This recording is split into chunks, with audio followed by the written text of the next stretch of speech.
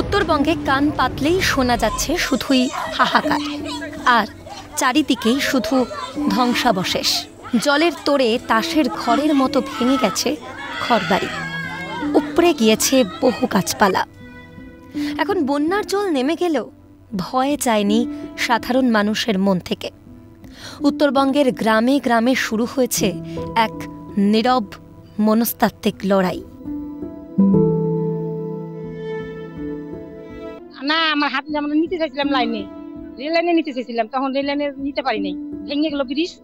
আর আমার বর ব্রিজের ওপার ছিল, আমাকে নিতে আসতে চাইছিল, আমার বর নিতে পারে নাই। আমার তখন আমি রেল লাইনে থেকে আবার ঘুরে আসলাম, আসার পর আমার গরুটা ভেসে গেল আমার হাত থেকে, চোখের সামনে মারাই গেল। ওইটা দেখলাম, আমি মূর্তিই দেখলাম। আমরা তো লাইনে ছিলাম, হ্যাঁ, মনে বাড়ি ঘর তো সব ভাঙিয়ে নিয়ে গেছে।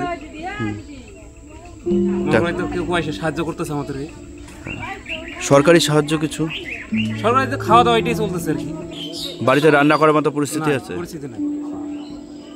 মানে কবে এই পরিস্থিতি ঠিক হবে কিছু বুঝতে পারতেছেন না? জল ঢোকার শব্দ, বাড়িঘর ভেসে যাওয়া, চিৎকারে ভরা অন্ধকার, এসবই এখন তাদের তাড়া করে বেড়াচ্ছে। বাচ্চারা রাতে ঘুমোতে চায় না, আবার কেউ কেউ আকাশে মেঘ দেখলেই আতঙ্কিত হয়ে পড়ছেন। বন্যা পরবর্তী সময় ধীরে ধীরে ফিরছে জীবনের ছন্দ, কিন্তু মানুষের মন এখনো বিশ্রাম পায়নি। মনের কোণে জমেছে অদৃশ্য এক জলাবদ্ধতা। অনেকেই এখনো ভয় পান নদীর ধার ঘেঁষে যেতে। কেউ কেউ বাড়ির উঠোনে জমে থাকা সামান্য জল দেখলেই তাকিয়ে পড়েন অজানা আতঙ্কে। পরিস্থিতি হয়ে আছে আপনাদের এখানকার? আমাদের এখানকার পরিস্থিতি খুব ভয়াবহ অবস্থা। হ্যাঁ, বাঁধ ভেঙে যাওয়ার পরে বাড়িঘর আমাদের সব ডুবে গেছে, একদম চুরমার হয়ে গেছে কতগুলো বাড়ি। হ্যাঁ, গরু বাছুর নিয়ে বাদে কি জায়গায় উঠে এনে আমরা আছি। হ্যাঁ, খার নেই, খড়ি নেই, হাহাকার হয়েছে গরু বাছুর। এখন দুর্যোগের মেঘ সরে গিয়ে ঝলমলে রোদ উঠেছে উত্তরবঙ্গের আকাশে, কিন্তু বন্যা দুর্গতদের মুখে হাসি ফিরতে সময় লাগবে আরো বেশ কিছুটা। বাড়িতে তো পরিস্থিতি নাই রান্না করবার মতো। মানে সকাল থেকে বাচ্চারা কি খেয়েছিল? সকাল থেকে খাইনি, এখন শুধু খাচ্ছে ভাত।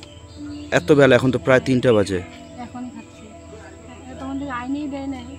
মানে এইভাবে নিয়ে তারা রাত্রিবেলা কখন খাবার পাবেন কোনো ঠিক নেই। না, পেশেন্টের মধ্যে 4-5টা পেশেন্টই আসছে যাদের জলবাহিত রোগ থেকে শুরু করে পেটের রোগ ইত্যাদি এই নিয়ে, এবং কিংবা কিছু জনের পা হাত পা কাটা, যে কেটে গেছে যে একটা এর মধ্যে। এবং তার থেকেও বড় কথা, মেন্টাল ট্রমাতে এনারা আছেন, যে একেবারে একটা বন্যা যেখানে এর আগে ওনারা দেখেনি এরকম বন্যা এর আগে, তারপরে হঠাৎ করে একেবারে সব বাড়িঘর নিয়ে চলে যাওয়া, তাদের বাড়িতে যাদের যা আপনার সঞ্চয় যা ছিল, তারপরে আপনার এমনি আইডি কার্ড থেকে শুরু করে পরিচয়পত্র থেকে শুরু করে ওষুধ মেডিসিনের কাগজ সবই একেবারে ভেসে চলে গেছে। মনোবিদদের মতে প্রাকৃতিক দুর্যোগের পর মানুষের মধ্যে যে মানসিক চাপ তৈরি হয় তা অনেক সময় শারীরিক ক্ষতির চেয়েও গভীর হয়। সাধারণ মানুষ প্রাণপণে চেষ্টা করছে ধীরে ধীরে ঘুরে দাঁড়াতে। এখন বন্যার জল নামার পর শুরু হয়েছে এক নতুন লড়াই, ভয় ভুলে বেঁচে থাকার লড়াই, মনের পুনর্গঠনের লড়াই। ধূপগুড়ি থেকে ঝিলাম দেবের রিপোর্ট, ক্যালকাটা নিউজ।